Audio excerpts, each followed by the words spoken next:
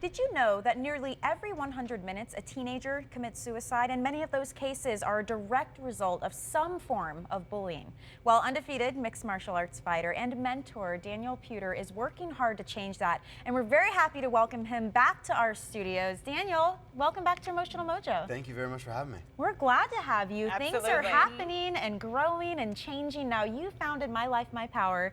Kind of fill everybody in on that before we jump into the new things happening. Yeah, so we founded it. We started off in 2010.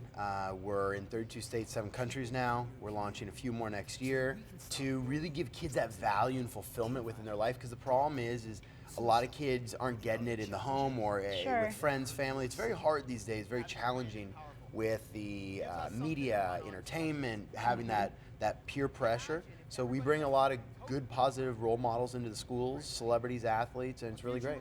And I love, too, that you guys focus on teens and kids who are bullied, but also the bulliers, the bullies themselves. Yeah, we gotta stop it, but at the same time, to go in and say don't bully or don't do drugs or don't join a gang, at the end of the day, we have to teach kids on how to live their dreams, and then how to stop the other stuff, because somebody that bullies them might just be having a bad day, and how do you just change that mindset and be there for them? Wow. Well, and it's so important now when we see all of the violence that has escalated so much in schools to help take care of this before it gets to that point. Correct. Yeah. Prevention's a big thing, and I think with the school police and the districts and the principals and judges and everybody coming on board, I think it's a really good prevention platform. Well, let's talk about that partnership, because you recently created a partnership between law enforcement and your program. So how does that work, and why are police choosing to work with My Life, My Power? So they want something that actually works, that changes the mindset of kids, that's year-round. That's really the key at the end of the day. A lot of the programs out there are 3 weeks or 6 weeks, which a lot of the time, that's all the time they really have, but we want to solve it consistently. If you're an athlete, you're not going to show up for 3 weeks and then be done. You're going to go every week. Right. So how do we really solve the problems? And they're willing to put in time and effort, because if they can cut down, for instance, in Miami-Dade, 1,870 kids, create 38% of the problems. Wow. So by the Boston Consulting Group. So if we can cut that down to, let's say, 1,200 kids or 800 kids, we're going to cut, 20-30% of the problem down.